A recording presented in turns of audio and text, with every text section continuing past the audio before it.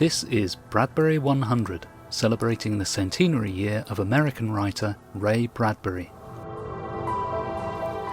I'm Phil Nichols of bradburymedia.co.uk. Each week on the podcast we look at some aspect of Bradbury's life and work and interview someone who is inspired by Ray.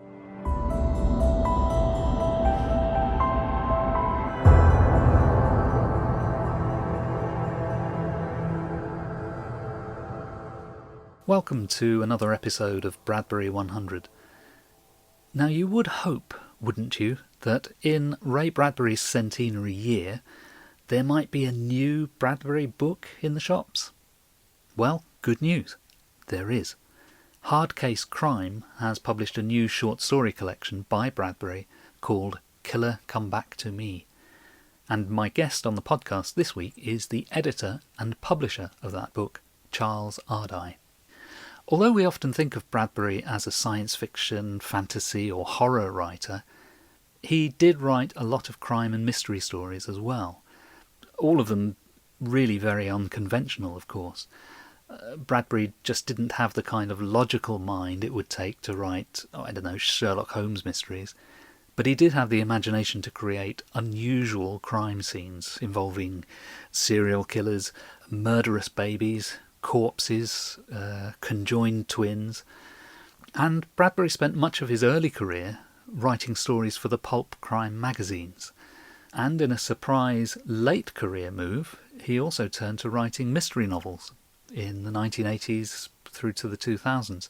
But again, always with a surreal or non-logical approach to them. Oh, and I'm not saying that as a criticism. It's not that Bradbury didn't understand logic, it's more that he never allowed logic to drive his stories. He found that detective stories interrupted his creative flow because he had to stop and think. But Bradbury somehow had a very good run at crime and mystery stories in 2 years in particular, 1944 and 1945. He'd spent a couple of years successfully contributing stories to fantasy and science fiction magazines, with a long run of stories in Weird Tales in particular, and appearances in all those garish old pulp magazines with names like Thrilling Wonder Stories, Amazing Stories and Planet Stories. But then in 1944 and 45, he popped up in Detective Tales, New Detective, Flynn's Detective Fiction, Dime Mystery. He was still appearing in fantasy and science fiction magazines, but when you look at the stories published in 44 and 45, you find a lot of these odd little crime tales. Now, somewhere along the line, Ray lost control of some of these stories. For the most part, he was able to get the copyright of his stories reverted to him, but with many of the crime stories, for one reason or another, this just didn't happen. And so by the early 80s, when Ray was at the height of his fame, someone else had control of them and wanted to collect them into a book. And Ray was initially hostile to this because he didn't think much of those early stories. But by writing an introduction to the book, emphasising that one of the stories, The Small Assassin, he considered to be one of his very best stories in any genre, he was able to be at peace with the collection, and it came out in paperback from Dell in 1984 under the title A Memory of Murder. And the book had a lovely cover, presented very much in the pulp magazine style, showing a hooded skeleton tying up a scantily clad lady in front of a carnival. And the front cover subtitle said, "Vintage Gems of Crime and Terror by a Modern Master of the Macabre," helping to tip the reader off that these were old stories in a new package. A Memory of Murder was printed only once, and Bradbury never wanted it back in print after that. But now in this centenary year, word comes out that there is to be a new collection of Bradbury crime stories, and the rumour was it was just a repackaging of A Memory of Murder. But as you'll hear in today's interview, that just isn't the case. The new book, Killer Come Back to Me, does have 6 stories from that earlier collection, but it also mixes in various other stories with a crime theme from other parts of Bradbury's career. The hardcover has been packaged with some lovely new artwork, both cover art and interior art, and it has an introductory essay by John Eller, and Bradbury's Memory of Murder introduction is repurposed into an afterword. And there is also a UK paperback version of the book, although it's not quite so lavish as the American hardcover. Anyway, it's great to have a new Bradbury book for the Bradbury centenary, and it's great to see some of those rare stories being brought back into print.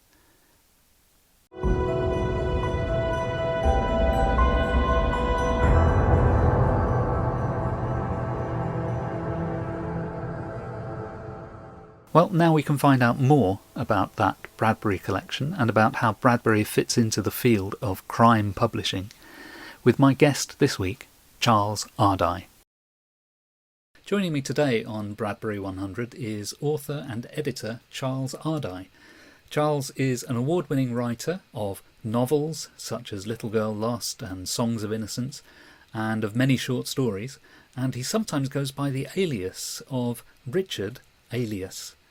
Charles also edits books for his imprint Hard Case Crime, including a new book of Ray Bradbury short stories, Killer Come Back to Me. Charles, your work has many strands. Do you like to be known as an author, editor, publisher? I like to be known as an author, but of course, the more time I spend editing, the less time I spend writing. I've written 5 books of my own and am very proud of them, but I've published more than 100 in Hard Case Crime. And I think Hard Case Crime may turn out to be my legacy more than anything that's the product of my own brain. I've had the good fortune to work on manuscripts that were lost and left behind by authors who are no longer with us, like James M. Cain, who wrote The Postman Always Rings Twice and Double Indemnity, and died with a completed manuscript, but one that needed some editing. Were you intimidated by that, or did you see that as a challenge, or what? I was a little bit intimidated. I prefer to work with authors who are alive and with whom I can have at least an email correspondence, if not actual phone conversations or in-person conversations. One of the pleasures of editing Hard Case Crime is that about half the books we publish are by authors who are living, but the other half are by authors who have left us. And some of them are titans of the genre, like James M. Cain and Earl Stanley Gardner, people who sold millions of books back in the 1930s, 40s, and 50s, but are less well remembered today, even though, of course, Gardner wrote about Perry Mason and now suddenly he's on TV again. So everything comes around. These authors aren't a phone call away or an email message away, unlike living authors. And so they only exist for me as ink on paper. In the case of Cain, sometimes handwritten graphite on paper. And you feel a little bit like the archaeologists working on the Dead Sea Scrolls, picking apart a sentence here and a phrase there and making sure that they all fit together and can be translated for a modern reader. You try to preserve as much of the author's original work and original intent as possible, but put it together in a way that a reader can read purely for entertainment, not an academic doing a study of an author's work. Now, none of that was necessary in the case of Bradbury. Bradbury's work has been so thoroughly cataloged that I doubt there's much left that is unpublished.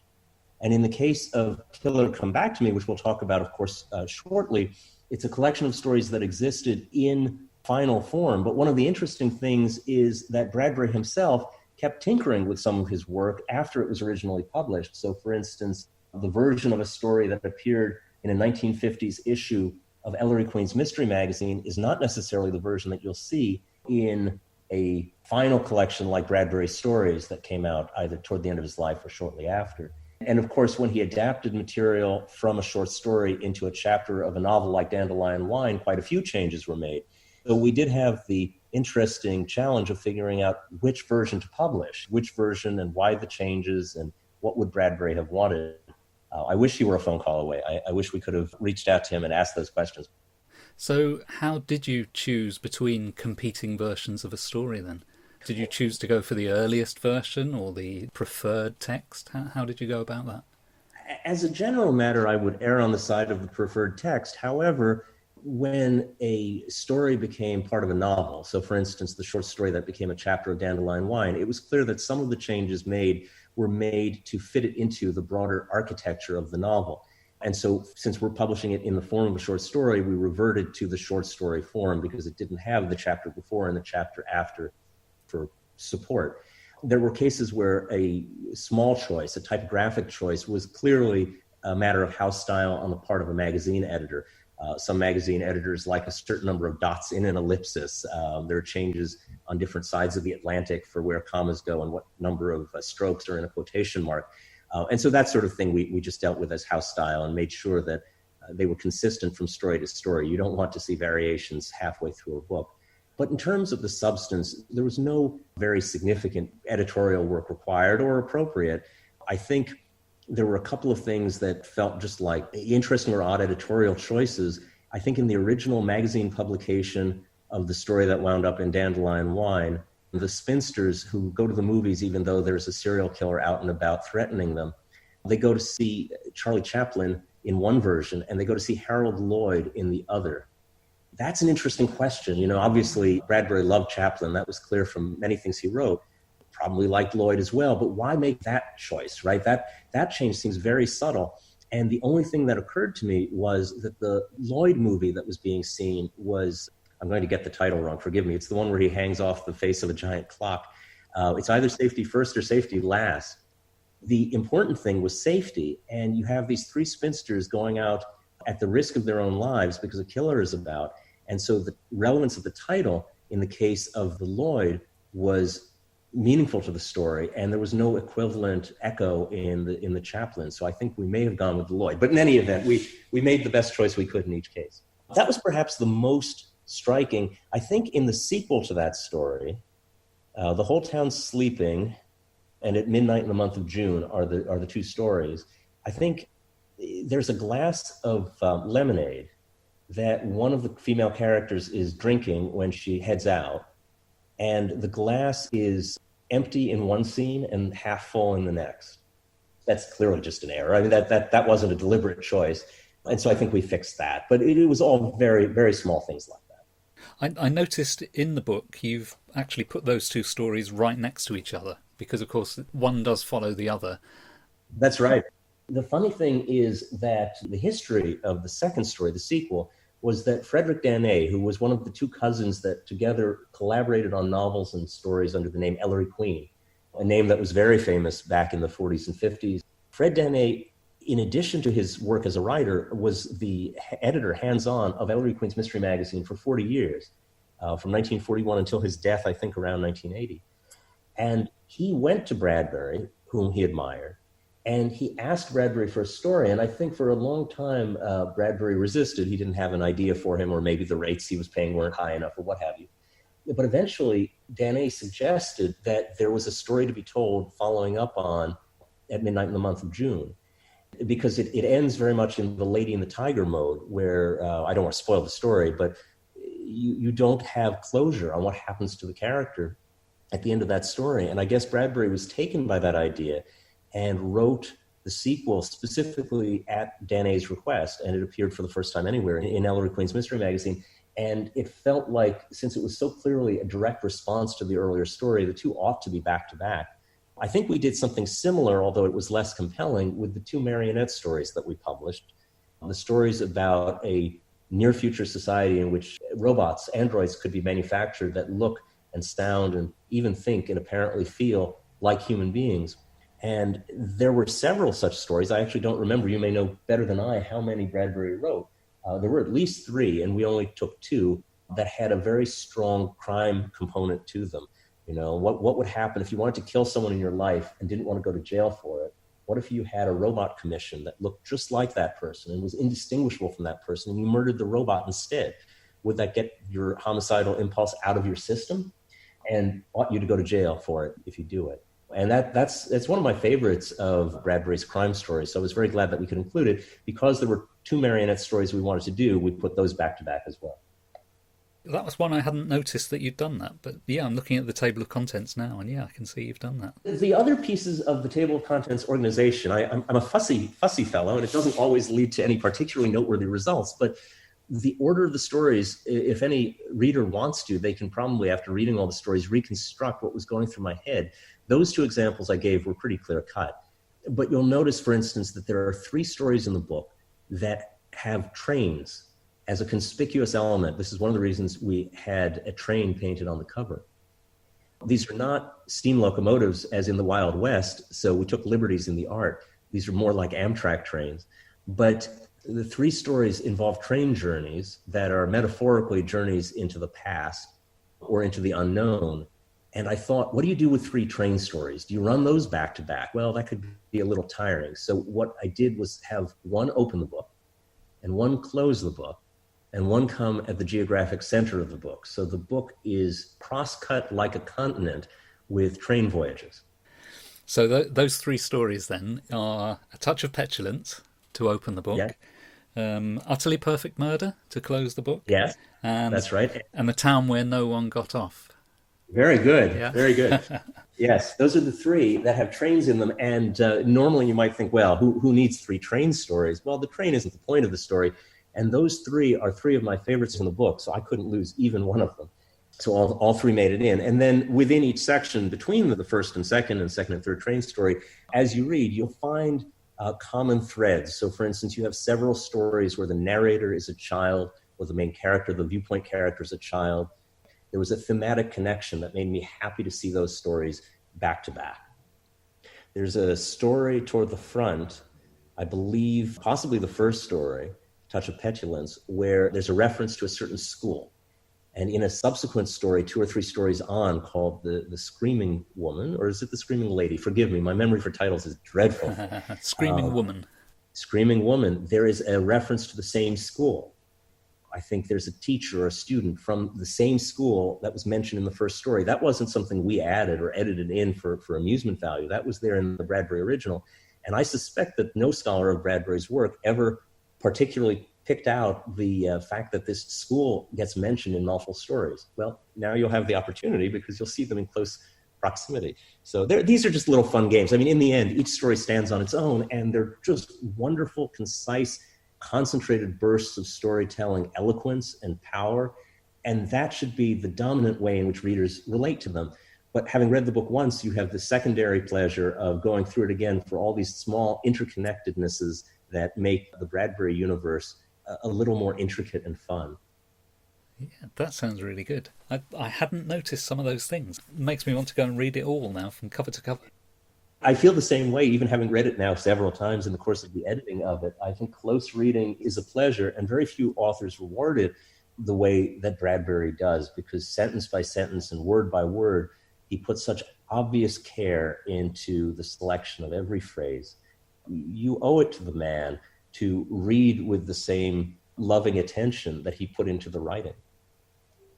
Now, I noticed you've got some quite familiar stories, so something like The Small Assassin has been anthologized countless times over the years, but you've also got some sort of obscure things in this. The title story, Killer Come Back to Me, I don't think has ever been collected in a Bradbury volume before.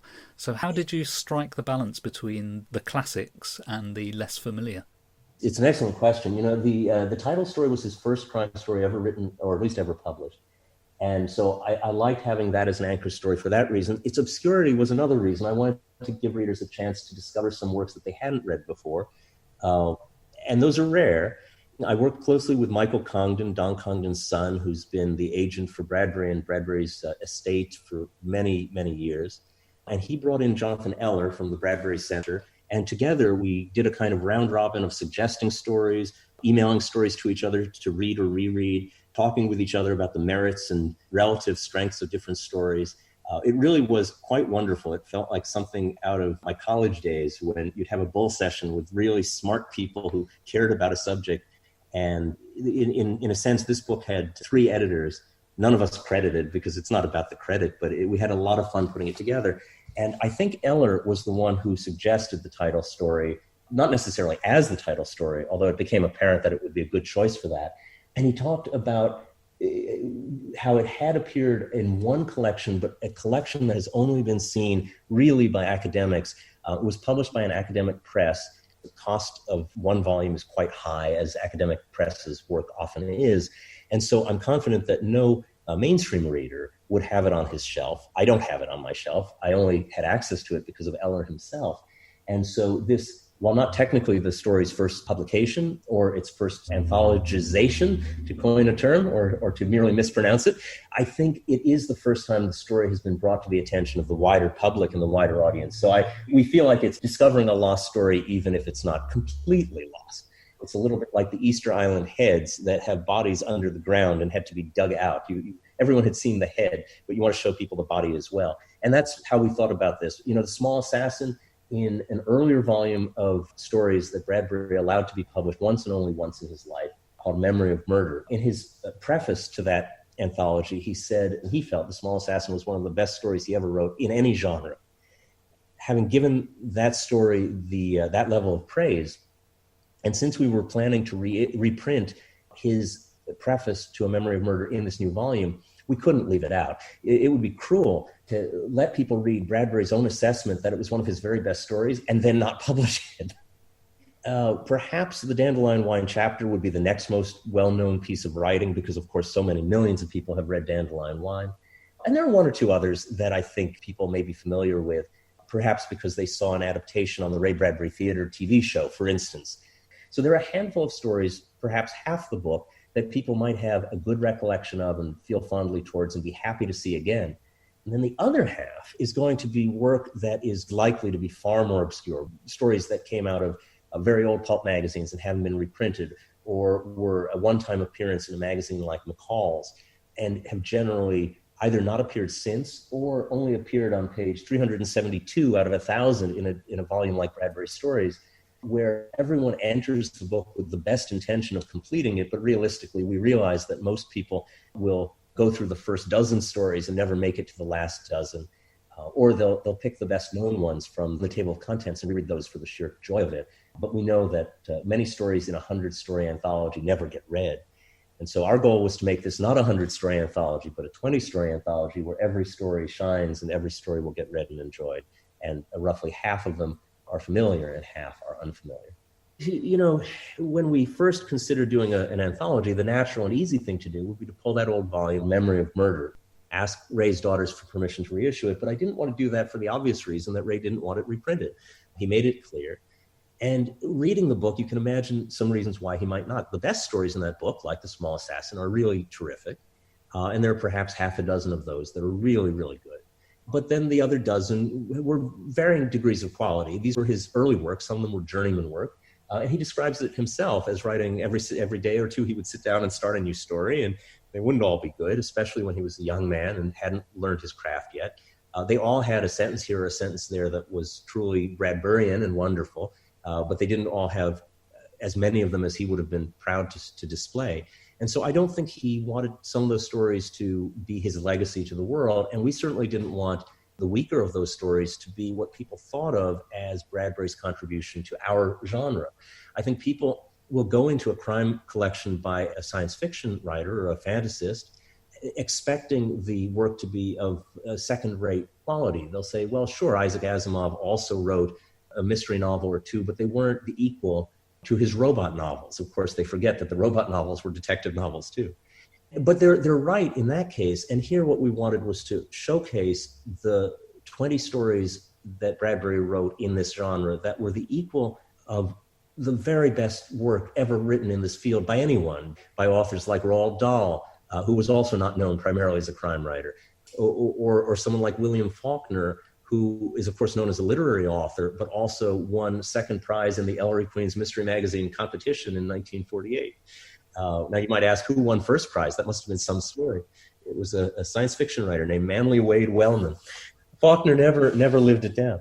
But, a writer as good as Bradbury or as good as Faulkner can turn his hand to a different genre out of love and out of personal passion and produce something wonderful. And I think what Bradbury brought to this genre, as he did to fantasy and science fiction, was not just the lyrical quality of his prose, which equals the finest poetry at its best, but also the emotional tenor of the work. Very often in even a good mystery story, the best of the Sherlock Holmes stories, you don't really feel much emotional tug from them. I mean, I suppose some people will thrill to the chase between Holmes and Irene Adler, but it's not the same. When Bradbury writes a crime story, it's heartfelt in a deep way that you don't see very often, even in good mystery writing. And so you'll choke up. When you read this collection, when you get to the last two stories, they're deeply emotional. The crime element is subtle, and the characterization is thoroughly realized. And you say, this is what a truly gifted writer can do when he chooses to write a story that has crime at the center of it. That's really pleasing to hear you say that, because one of the criticisms that's often levelled at Bradbury is that he doesn't really do characterisation. And that's something I've always argued, that that's not the case. Read many of certainly his early short stories, and the characters are exquisitely crafted.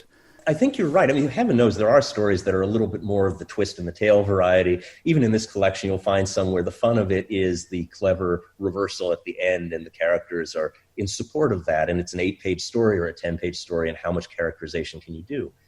But if you get to, in particular, I think the last two stories in this collection, Some Live Like Lazarus is a longer story. I think it originally appeared in Playboy, if I remember correctly. And the crime in the story may or may not even take place. We get to the end of the story and we don't know whether someone has been killed or not, although a criminal has nominally confessed to it. And what makes the story wonderful is the decades-long relationship between the female protagonist and this man who she's seen grow from a young boy to a young man under the thumb of a cruel older relative, and never free to pursue his own wishes and his own life. Never free to be with her. And the entirety of the story is the development of those characters, the growth of those characters, and a decision that the woman makes at the end of the story, what to do when the man is finally free. And that's all character. And the last story, again, without spoiling any of it, the last story is a man who sets off on a train trip with the intent to commit a murder. He gets to his intended victim and makes a decision, and it's the nature of that decision that leaves you in tears. And it left me in tears. I'm a hard-boiled crime writer, and I'm not ashamed to admit that when you get to that story, it encapsulates in some real sense all of childhood and all of growing up. And it does that somehow in 10 pages or 12. And it leaves you teary-eyed because you recognize something of yourself in it. And no one who reads those two stories can tell me honestly that Bradbury didn't do characterization, because those two stories are nothing but characterization, with the mystery being an excuse for it. And so I think people are simply mistaken. You can find counterexamples, of course, but there are definitely Bradbury stories in this book and elsewhere that leave you feeling you've met someone you know, and that is what characterization in writing is. I think that with the case of The Utterly Perfect Murder, I think you feel for both characters at the end, strangely. Even though it's concentrated on that one man going on that journey, we actually feel sorry for the other guy a little bit as well. Oh, very, very much so. You know, it's the story of the football player who's a star at age 8 and maybe a star at age 16, but by the time he's 48 or 46, he's a has-been and washed up and still in the same place he grew up, without any progress or any contentment, and perhaps felled by physical instability. Maybe the kid he bullied has outstripped him and led a better, more satisfying life. And that's the human tragedy in a nutshell. I think we're all one or the other of those characters, and sometimes both. And if you can't feel for people going through those transitions and discovering those truths about themselves, I don't think you can feel at all. Tell me about the artwork for the book.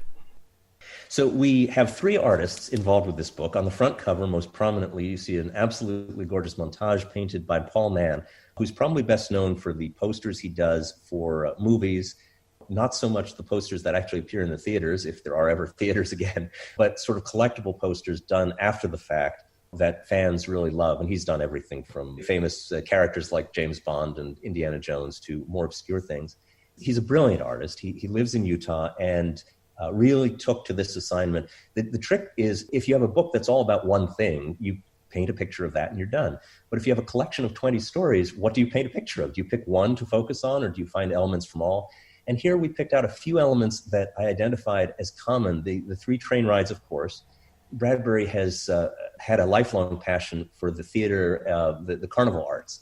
There's a story in the book that has sunken circus wagons, and another story taking place inside a carnival. Another that's about a ventriloquist who does kind of vaudeville shows. And so the circus wagons felt like another element to put on there. And then the underwater component, it's interesting to see that in maybe not all the stories, but probably more than half, there is some reference to things being underwater. I don't know why. I haven't really figured it out yet. But it can be literal, as in a story where a gangster talks about a sunken cathedral off the coast of California, or the sunken circus wagons, which turn up in another story. So that's literally underwater. But there are other times, like when a bank robber goes into a bank and he's about to pull his gun, and he talks about how the tellers are moving and speaking as though they were underwater. And there are a number of stories where things that are not literally underwater are described as being as if they were underwater. So I thought, let's put this whole cover underwater. And let's see what it would look like if these dreamlike elements surface underwater, perhaps in the way that dreams surface in your brain when you are under the cover of sleep. And Paul did a beautiful job. The colors are great. The sort of plaintive look on the woman who's sinking underwater is beautiful. We're thrilled. And then we supplemented the cover art with something like a dozen interior black and white line drawings by two artists, Rob Gale and Dina Soota, two very different styles. We gave them each about half to do. I think one did 5 and one did 6. And we thought, let's take advantage of those cases where this is going to be production nerdery that no one else will care about, but where one story ends on a right-hand page and you don't want to begin the next story on a left-hand page because that looks techy. And so we begin every story on its own fresh right-hand page, but that means that in some cases there was a blank page on the left. And I thought, you know what, let's not have it be a blank page. Let's put an illustration there. So we picked out all the stories that had a blank page and we put an illustration. And those came out really, really terrifically. The advanced copies we printed didn't have those line drawings in them because they weren't completed yet. But the final edition, which is going to be very handsome and done on good thick paper so that the art reproduces well, will have all those illustrations. There'll be 11 or 12 of them. I think it adds a little bit of a lagniappe for the reader to enjoy. I look forward to seeing that. I've only seen the preview copy without the artwork in it so far. I think possibly 1 or 2 might be on the Amazon page for the book, just as a teaser for people to see. But certainly they aren't all there, and we're very pleased. One of the artists, Rob Gale, is now working on interior illustrations for a hardcover edition of a new Stephen King novel we're publishing. We just announced it yesterday. The book's called Later, and we thought, let's give that some interior art as well. But he hasn't drawn it yet, so I can't tell you what it looks like. But we don't do interior art very often, but for very special books that we want to really have a little bit of extra collectible flavor, we'll do it from time to time. And it's a pleasure. I love working with artists. You know, my reason for starting Hard Case Crime originally was to publish the books because I love the stories and I love the characters. And I wanted to write some books for the series myself, and starting it was an excuse for doing that. But it turns out, to my delight and amazement, that working with the visual artists, the painters and illustrators, has turned out to be, in some ways, an even greater pleasure because I have no talent of that sort whatsoever. I can write a book and I can edit a book, but if you put a pen in my hand or a paintbrush, you'll get nothing good to see. So getting to work with talented painters like Paul Mann or Gregory Manchis or the legendary Robert McGuinness, who painted all the original James Bond movie posters in the 60s, I've gotten to participate in the painting of 120 or 130 covers, and what a treasure that is. How is the book business doing in terms of selling physical copies of books? Are things buoyant for you? How is any business doing? You know, for a few months there were no bookstores. There were no stores. I think unless you were selling prescription medicine or toilet paper, there were no stores you could go to, no bookstores for sure. And it was heartbreaking. But now stores are starting to reopen. New York, for instance, where I live, is perhaps past the worst of it. We'll see if that's true. But a number of stores have opened. Unfortunately, even if the store is open, not that many people necessarily want to go out and visit it. People don't want to get on the subway in New York and don't want to ride buses and are still staying indoors. And to the extent that people are out of work, they don't necessarily have free cash to spend on luxuries. And I like to think of books as essential, but certainly food comes first. So I understand why sales are off, and they certainly are. But I think that a book like this, which was never intended to sell 1 million copies or be turned into a movie, instead will sell thousands of copies, but to thousands of truly passionate, caring fans of Bradbury's work, possibly some casual readers as well. but especially the hardcover edition with the interior art and the ribbon to mark your place between stories. That feels like the sort of thing that a true Bradbury aficionado would treasure, and I hope that they get the opportunity to add it to their collection, notwithstanding the peculiar and frightening state of the world. I think this is a good time to close the doors and windows and turn on a light or light a fire, preferably only if you have a fireplace, and sit back with a book and read. And it's not as though Bradbury's stories aren't disquieting. I don't think Bradbury wrote what you would call comfort fiction. I think discomfort is as often his goal, and especially in crime stories. But all the same, you get a kind of profound pleasure out of reading the work of someone who uses language with the virtuosity that a Heifetz or an Itzhak Perlman brings to playing a musical instrument. So do you have a background of reading Bradbury yourself prior to this book? Well, like every child in America, I was told by my teachers to read certain classics. I think the first I remembered was The Veldt. I think every child in America reads The Veldt. And if there's ever been a more troubling revenge fantasy of children who want to make their parents go away, I don't know what it is. There were stories like that that led to collections being given to me on birthdays, like The Illustrated Man and Artists for Rocket and so on. And I read my way through those. It's one of the interesting things about Bradbury that, a little bit like Harlan Ellison, who was another outstanding fantasy novelist who had only written, I think in his life, 3 novels, Bradbury is thought of as a great novelist, and he was, because Something Wicked This Way Comes is a great novel. Dandelion Wine, of a very different sort, is a great novel. And needless to say, Fahrenheit 451 is a great novel. But he had very few novels in him. That's the extraordinary thing, how few novels this great novelist wrote. What he wrote in abundance were short stories. This was true of Ellison as well. And I think of Ellison and Bradbury as masters of the short form, even more than long. They seemed at home there. Their brains were so fertile that they came up with ideas for exquisite short stories far more rapidly than they could possibly write novels. If you only come up with ideas for novels in a lifetime, how many can you write? Even someone prolific like Stephen King has written dozens of novels, but it's only dozens, and Bradbury wrote hundreds of short stories. And so I think of Bradbury's short stories as his gift to the world. And if you could only have one story that you were allowed to go back to, what would that be? You mean the classic desert island question, if you could bring one thing to a desert island. You know, it feels as though the correct answer, or at least the witty and ingenious one, given Fahrenheit 451, is that I ought to commit all of Bradbury's work to memory. Because what if at some future date, all that's left is the bardic tradition, so I could sit around a fire with people who hadn't heard them before and tell those stories. I think it would be awfully hard to pick just one. Would you be able to? Could you pick one Bradbury story that would be the one you'd keep if all else was gone? I could pick one, but if you ask me again in 10 minutes, I'd give you a different answer. I can see that, and certainly I could do it for a certain mood or a certain day. If I had to pick one from this book, it's interesting because, of course, I go back and forth, and some of the stories are just fun, but you wouldn't pick them as the single best in the book. They're just good reads. But there are a couple that do stick with me, and Some Live Like Lazarus is probably the one that I would pick. It feels like you get a whole novel's worth of story and a whole novel's worth of character in a very small number of pages. It may be 20, but it's not a short, but it's certainly no novel. And when I was working on the book, I was invited to write a story for an anthology that Lawrence Block was editing. It was a collection of stories inspired by works of art, nominally by American artists, though I chose Piet Mondrian, who lived in New York. I had the Bradbury story as an example before me, and I thought, can I tell a story that has a whole life in it in only 10 pages? So you start when a girl comes to New York and she's 20 or 21, maybe not even, maybe she's still a teenager, and you end with her death in her extreme old age. So it's World War II when she first shows up in Times Square, and it's the present day today when she reaches the end of her life. And how do you tell that story in 10 pages and make it feel not like a schematic? And I just closed my eyes and trusted to Bradbury to be my guide.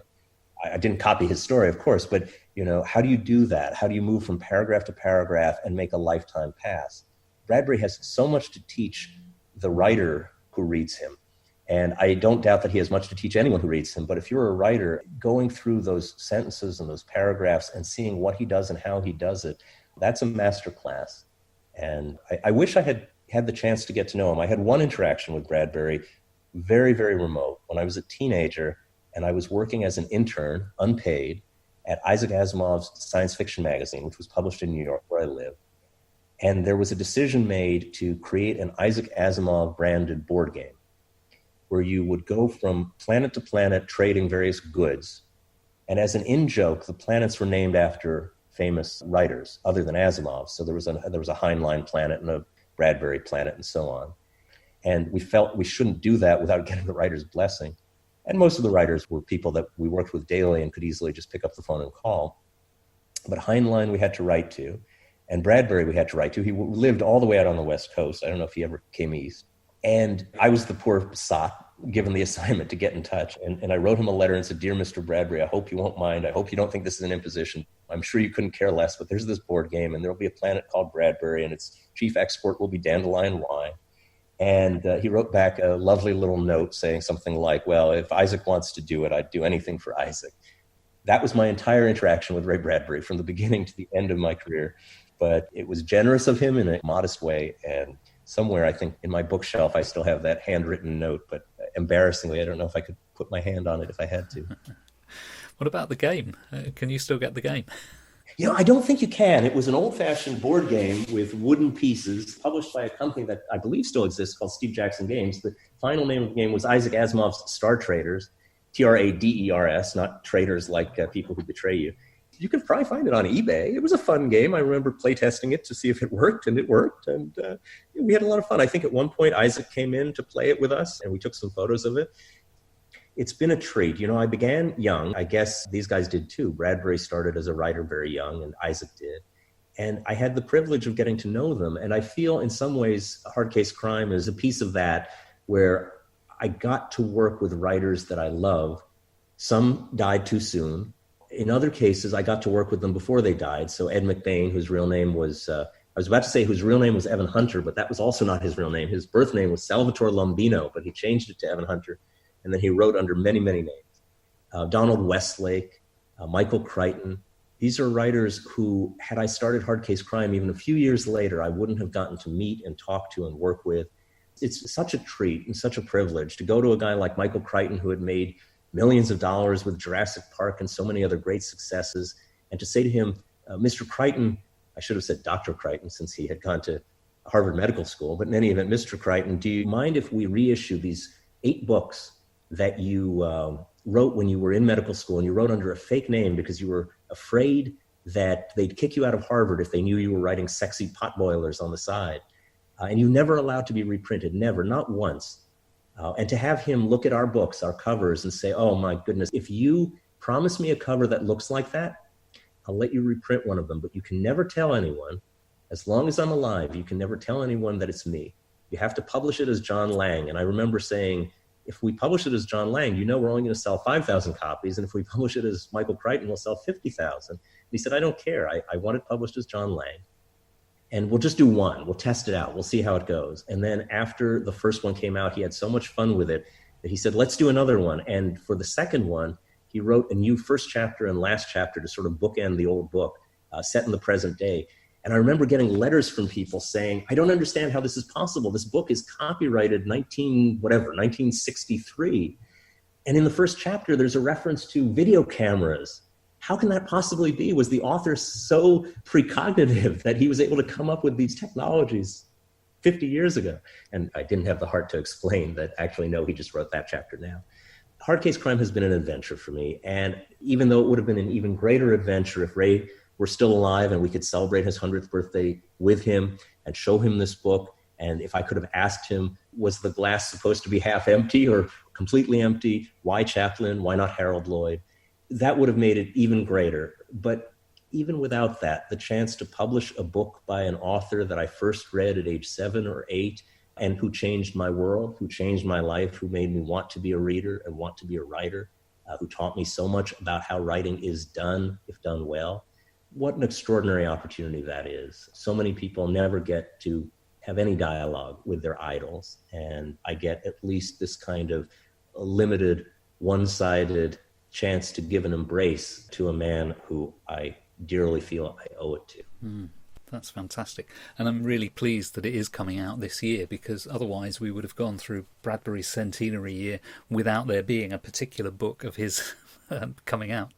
I remember having a conversation with Isaac Asimov toward the end of his life. I was asking him advice, where should I go to college, little things like that. And he said something kind to me. I don't know, he might have said it to other people too, and it's good if he did. He was very supportive and very kind, and he said something like, in the ordinary course, I would expect you to outlive me by 50 years, because he was 70-something and I was coming up on 20. And I want you to promise me that when I'm gone, you will do something to make sure my name isn't forgotten. And I remember saying, oh, that's a terrible thing to say. Don't say that. No, your name could never be forgotten. You've written 400 books. You know, the New York Times asks you for quotes every day. You're on television. And he said, no, just be certain of it, that when 50 years have passed, no one will remember who I was unless someone who's alive then tells them. You know, the truth is, of course, people still remember Isaac Asimov, but not the way they did, even 5 years after he was gone, even 10 years after he was gone. If you asked even a reasonably well-read younger person, they might say, oh, I kind of remember the name. Now it's more years still. Now it's been 28 years since he died. And one of the things I did was publish an anthology of his crime stories called The Return of the Black Widowers. He had a series of stories about a gentleman's eating club where they solved puzzle mysteries. And I did that in fulfillment of that promise. I think Bradbury's name is still well known and well remembered and well loved, maybe to an extent even that Isaac's is not. But even Bradbury, as the years pass, it's a little bit like Woody Allen said in his movie Radio Days, the voices get softer and softer. And we have to do something to amplify them. And putting out a collection on his 100th birthday is one important way to amplify his voice again. It shouldn't be a whisper. It should be a shout. It should be a joyful shout. I don't know that I'll be around for his 150th. It would be extraordinary if I were. But hopefully somebody will be, and somebody will do another collection then. There's only 100th, so I'm pleased and proud that we got to do it now. What's next for you as an author or as an editor? Later this year, we have a new novel in an old series that hasn't had any new entries in it for a very long time, not nearly as well known, of course, but the author of Road to Perdition, a man named Max Allan Collins, used to write a series of books about a heister named Nolan, and his last Nolan novel was written in the 1980s, so it's been more than 30 years, and we're bringing out the first new Nolan novel in 30 plus years. It's called Skim Deep, not skin deep like beauty is, but skim like skim milk. That's coming out in November, so it'll be a fun Christmas treat for anyone who read those other books earlier in their lives and want to see what happened to the character. Next year, we do have a new book by Stephen King, which is an extraordinary thing. He's been incredibly kind and generous to us, wrote 2 books for us before, called The Colorado Kid and Joyland, and the new one is called Later, coming in March. And we have a number of other exciting things coming by authors you would not have heard of. There's an author you definitely have not heard of because he just invented the name. We're publishing a book under the name James Kestrel. The author's real name is a bit of a mystery. We have not revealed who he is. He is an author who has won tremendous praise from major authors for his first few books, which were a kind of crossover between science fiction and crime. But this book is very much squarely a crime story. It's a historical crime story set during World War II on the Pacific side of the war. It's a detective story, but it's a detective who gets embroiled with world-changing events. And it's probably the best new novel I've read in years. So I was thrilled to get to publish it. But we face an interesting challenge, which is if you publish Bradbury, the world knows Bradbury. As we were saying, perhaps the voice is quieter, but it's still there and the name still has currency. The world knows Stephen King. But how do you publish a book by an author that no one's ever heard of? It's a challenge, but this book is so deserving that we thought, let's take that challenge up and see if we can get people to read this truly extraordinary book. It is one that you will not forget. It's called 5 Decembers. By the end of the book, you'll know very well why it's called 5 Decembers. I encourage you to read it when it comes out. The world keeps going, even in the middle of a pandemic or a crazy election or all the other things that make our lives as difficult as they currently are. You have to keep living. And to me, that means you have to keep reading.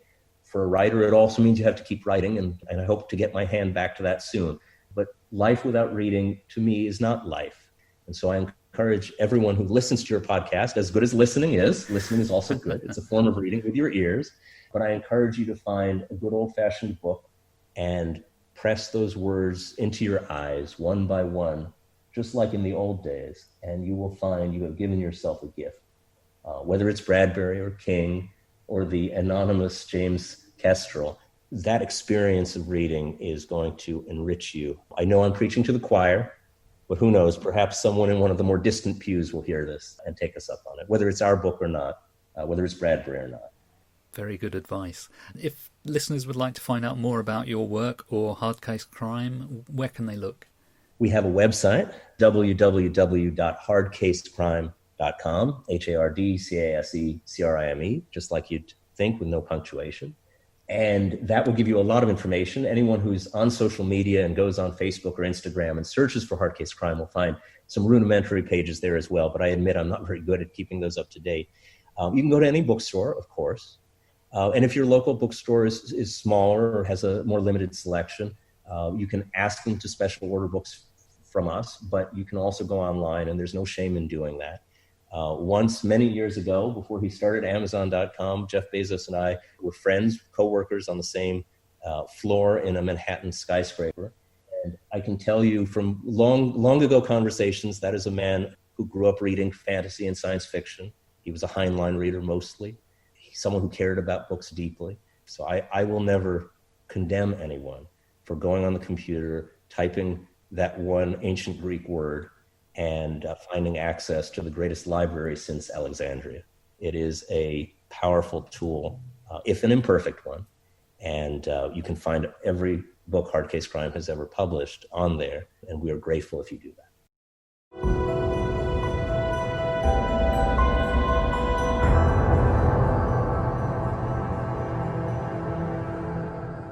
My thanks once again to Charles Ardai for joining me today on the podcast. If you look on my website, bradburymedia.co.uk, you'll find the show notes for today's episode, where I'll place purchasing links for the new book, Killer Come Back to Me, and also links to Hard Case Crime's website. Thanks for listening, and join me next week for another Bradbury 100.